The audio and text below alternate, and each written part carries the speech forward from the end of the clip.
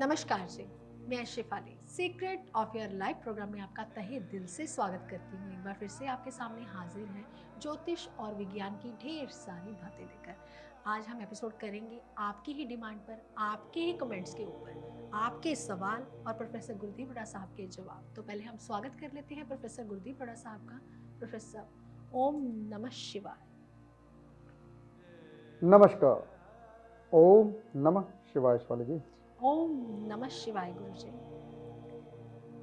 Professor, मैं आपको ओम नमः शिवाय बुलाती हूँ, आप मुझे बुलाते हो। इस ओम शब्द में इतनी पावर है, मन शांत हो जाता है।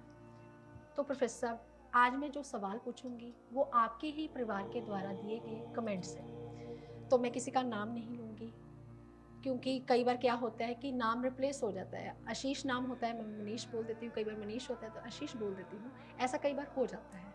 तो प्रोफेसर, किसी ने सवाल किया है कि मेरी कुंडली में राहु और गुरु का मेल है, वो भी अष्टम घर में, तो उसका क्या प्रभाव रहेगा? शिफाली जी, आज आपने जो लोगों के कमेंट लिए हैं, वैसे डिमांड उनकी बहुत ज़्यादा थी जी। और रोज़ ही कोई ना कोई कमेंट में लिखते थे मेरी कुंडली में ऐसा क्यों होगा, मेरी कुंडली में ऐसा क्यों है। तो बहुत अच्छा किया ये सवाल पूछकर। जो आपने अपने परिवार के लोगों का जो सवाल है वो यहाँ पे रखा। राहु और गुरु का मेल 8 हाउस में है। बहुत ध्यान से सुनिए। राहु क्या है? भ्रम पैदा करता है। राहु क्या है? इंटेलिजेंट इंसान। कितना? 18-19 साल का लड़का, बहुत तेज दिमाग का। गुरु क्या है? बुजुर्ग, 70-80 साल का बूढ़ा, बूढ़ा नहीं कह सकते, बुजुर्ग, ज्ञानवान। वो उसके साथ बैठ गया। तो 18-19 साल के लड़के की अवस्था क्या होती है? 25 साल तक क्या अवस्था होती है? समझ।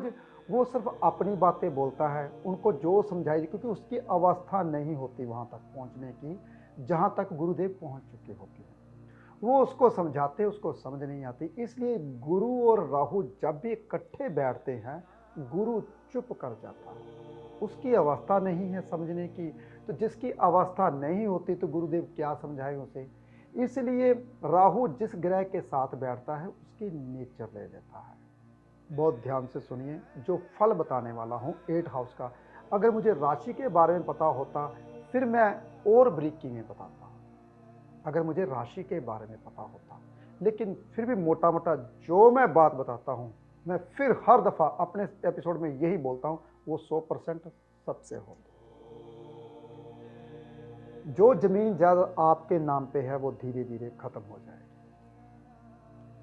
राहु देव जितना आपके नाम पे जो कुछ है, जो बनाया है, वो 42 साल के बाद खत्म हो जाएगा, 42 के बाद। अगर राहु देव 8 हाउस में अकेले बैठे हुए हैं तो जो आपके माँ बाप की जमीन जाता है वो आप दुगनी कर लोगे 8 हाउस में। कब? 42 साल के बाद। अगर राहु देव के साथ गुरुदेव बैठे हुए हैं, जितना आपने जमीन जायदाद बनाई है वो खत्म हो जाएगी। गुरुदेव आपके अगर अच्छे नहीं होते तो क्या होता है? राहु का असर अष्टम में अच्छा नहीं होता, क्योंकि कहते हैं पैतृक संपत्ति जो होती है वो बुजुर्गों की होती है। तो बुजुर्गों के घर में उसकी पैतृक संपत्ति में कौन से आ गए? राहु देव। तो राहु देव गुरु को क्या करते हैं? चुप करा देते हैं। इसलिए खराब फल मिलता है, तो कभी अच्छा फल नहीं होता। गुरुदेव चुप हो जाते हैं, जमीन जात बिक जाती है, जो गोल्ड होता है वो खत्म हो जाता है। अच्छा फल यहाँ पे नहीं होता। जी प्रोफेसर। प्रोफेसर, मेरा दूसरा सवाल ये है, किसी ने पूछा है कि मेरी कुंडली में सूर्य और शनि का मेल है, लेकिन मेरी अपनी वाइफ से नहीं बनती, तो उसके लिए आप उपाय भी बताएं और इसका निवारण भी बताएं हम। राहु और गुरु का उपाय मैं बता देता हूँ। जो बच्चे रह गया बेचारे कहे मेरे को उपाय नहीं बताया आपने ही। क्या करना? 800 ग्राम चने की दाल लेनी है, एक नारियल लेना है, धार्मिक स्थान पे चढ़ा के आइए आप गुरुवार के दिन, वीरवार के दिन। तो आप राहु और गुरु का जो खराब फल है वो धीरे धीरे खत्म हो जाएगा। अब सूर्य और शनि का मेल है कुंडली में, किस घर में है पहले ये मैटर करता है। अगर लगन में है, ना पिता के साथ बनेगी, ना किसी परिवार के साथ बनेंगे। लगन में आया था, वो क्या करवाता है, पिता की अल्प आयु दे देता है। पिता को जल्दी जाना पड़ सकता है, अगर पिता दूर रहता है तो बचा रहता है।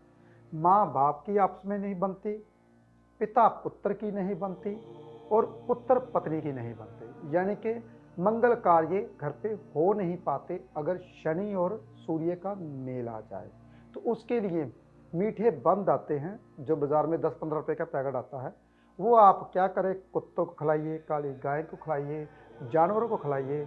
अगर दूध में डालकर खिलाते तो और भी अच्छा है, थोड़ा सा मीठा डाल देते तो और भी अच्छा है। मीठे बंद, वैसे कहते हैं, लाल किताब कहती है 27 दिन लगातार रोटियां बनाइए, बांटते रहिए, तो ऐसा नहीं है। आजकल वो ज़माना ख़त्म हो गया, कोई नहीं खाता। तो मीठा बंद हर एक जानवर खा लेता है, तो मीठा बंद आप दीजिए। तो ऐसा देने से क्या होगा, सूर्य और शनि का जो मेल हो रहा है, खराब आपके साथ घटित हो रहा है, वो धीरे धीरे ख़त्म हो जाएगा। प्रोफेसर साहब, किसी ने आपको वॉइस मैसेज के जरिए ये सवाल पूछा है कि आजकल ट्यूशन्स का काम क्यों नहीं चलता। पहले तो काम बहुत अच्छा था, लेकिन आजकल ही क्यों ऐसा हो रहा है? शेफाली जी, बहुत ध्यान से सुनिए ये सभी लोग जो मैं बात बताने वाला हूँ। जी ट्यूशन कौन पढ़ाता है शेफाली जी? गुरु। जी, गुरु। ये गुरु टीचर। के अधीन होती है, टीचर। जी ये गुरु के अधीन होती है, तो टीचर पहले गुरु का दर्जा रखता है। जी आजकल क्या करते हैं सभी टीचर, तकरीबन थके होते हैं भाई, बोल बोल के सुबह उठा नहीं जाता। हाँ, जो 2-4 इंसान उठते हैं सुबह, उठ के सूर्य की सैर करते हैं, सूर्यदेव की रोशनी में, या उससे पहले, सूर्यदेव से पहले उठते हैं और भगवान का नाम लेते हैं, धार्मिक ग्रंथ पढ़ते हैं, लोगों को ज्ञान बांटते हैं, तो उसके पास टीचर कहते हैं स्टूडेंट की कमी नहीं रहती। ये मैंने उपाय बता दिया। पहले आप गुरु के जैसे बनो। जब तक आप गुरु नहीं बनोगे तब तक जो क्लास के टीचर हो तो टीचर ही रह जाते हैं। टीचर वैसे गुरु होता है, तो गुरु की पदवी पहले आप हासिल करो अगर आप चाहते हो कि आपका काम बहुत चले। बहुत आसान उपाय बताया मैंने। पहले आप गुरु बनो, हल्के लाइट कपड़े पहनो, जैसे कि मैंने कच्चे पीले रंग की शर्ट डाल रखी है, और सुबह जल्दी उठो। देखिए, कुछ जोशी कहते हैं हमारे पास काम नहीं प्रोफेसर साहब, आप बहुत काम करते हो, आपका काम बहुत ज़्यादा है, आप मेरे पास समय नहीं होता एपिसोड करने के लिए। मैं क्या बताऊं, आज हमने 3-4 एपिसोड इकट्ठे करने, मैंने बोल दिया कि आज मैंने छुट्टी कर रही है, क्योंकि आपके एपिसोड तो होते नहीं, मेरे एपिसोड तो होते नहीं हैं। तो क्या आप, मेरे पास काम बहुत ज़्यादा है, समय होता नहीं है। तो क्यों नहीं होता, क्योंकि पहले मैं गुरु बना।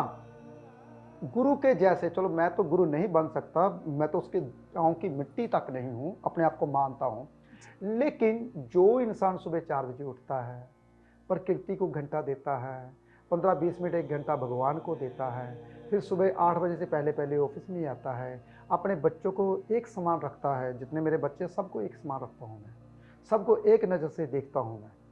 तो अगर ऐसा बनते हो तो काम की कमी नहीं रहती। आप स्टूडेंट को एक समान देखना है, कौन सा स्टूडेंट कैसा है, कौन सा स्टूडेंट कैसा है, मतभेद नहीं करना, और गुरु जैसे बनोगे तो काम की कमी नहीं रहेगी। ये तो उपाय मैंने बता दिया, लेकिन फिर भी एक छोटा सा उपाय देता हूँ।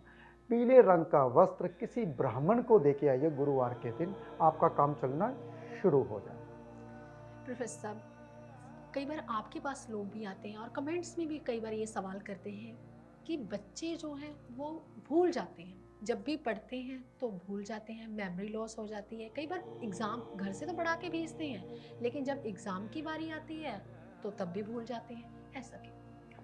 शिफाली जी, पहली बात तो ये है कि आजकल की जो खुराक है वो अच्छी नहीं है। जी बिल्कुल। ना तो दूध अच्छा आ रहा है, ना गेहूं अच्छा आ रहा है। जी गेहूं में कहते स्प्रे, हम कितनी दवाइयाँ कितनी खाद डालते हैं, फिर गेहूं पैदा होता है, नहीं तो गेहूं झड़ जाता है भाई।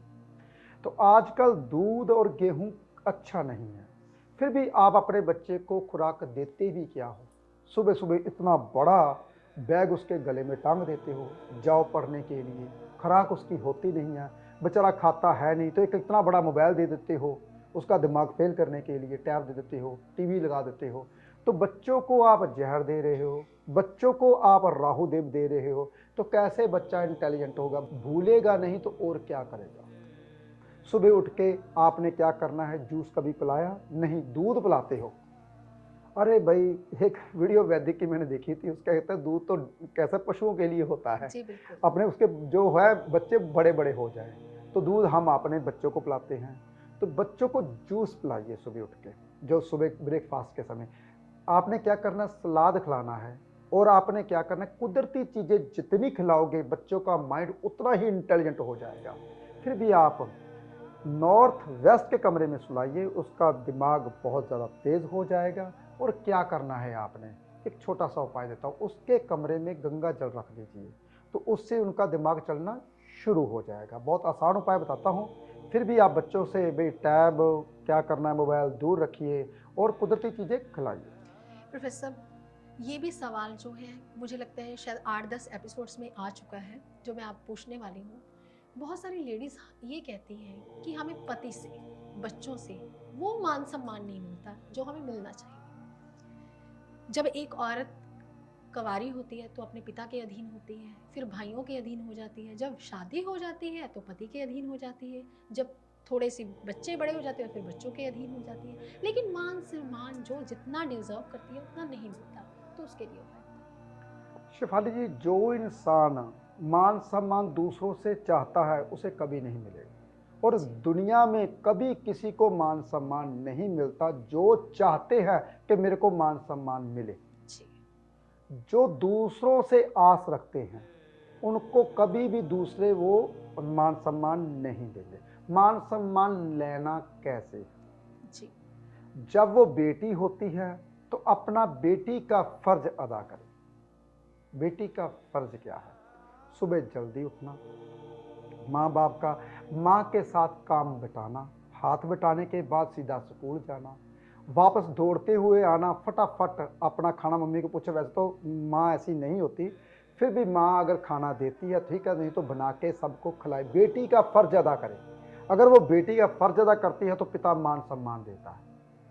फिर उसके बाद बहन का फर्ज अदा करे। बहन क्या होती है, कहते हैं ना भाई रक्षा करता है। पहले रक्षाबंधन होता था, जी पहले होता था, आजकल नहीं। आजकल क्या होते, आजकल फॉर्मेलिटी हो गई। धागे, रखड़ी कैसी आ गई, चांदी की, सोने की, वाह क्या धागे आ गए। पहले मूली का धागा होता था, जी रक्षाबंधन। सूत्र। मेरा क्या होता था, बहन की रक्षा करनी। ना तो ऐसे भाई रहे ना ऐसी बहनें रही, तो मान सम्मान कहाँ मिले। पहले बहन बनने फिर मान सम्मान मिलेगा।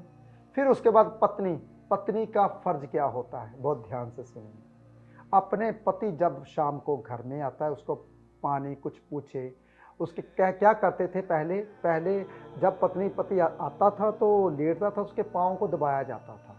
उसको पूछती थी कि उसके आने के पहले पहले ही सारा काम कर लेती थी, तैयार होके बैठ जाती थी मेरा पति आने वाला है। और पहले, आजकल क्या होता है, काम वैसे ही जो घरेलू औरत होती है तो वैसे ही बनी नहीं होती, बिल्कुल बाल खिले होते हैं, मेला सूट पर डाला होता है, काम वाली के साथ लगी होती है। तो क्या उसने पति का, जो कहते पत्नी का फर्ज निभाया, लक्ष्मी बनी। श्रृंगार सुबह पति उठने से पहले ही वो श्रृंगार करके बैठ जाती थी, जब मेरा पति उठे और मेरे को लक्ष्मी के रूप में देखे। तो आजकल क्या होता है, पति बेचारा पहले उठ जाता है, वो सोई रहती है। फिर उसके बाद बिना नहाए धोए किचन में जाती है, खाना बनाती है ऐसे ही। तो फिर उसके बाद वैसा ही खाना उसको देती है, वो ऐसे ही बीमारियां घर पे आती हैं।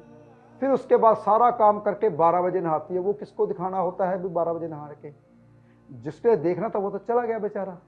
फिर उसके बाद 12 बजे नहाया धोया, खाना बनाया, सो गई, उठी वैसे ही जैसे वो सुबह छोड़ के गया था वैसे ही शाम को मिली।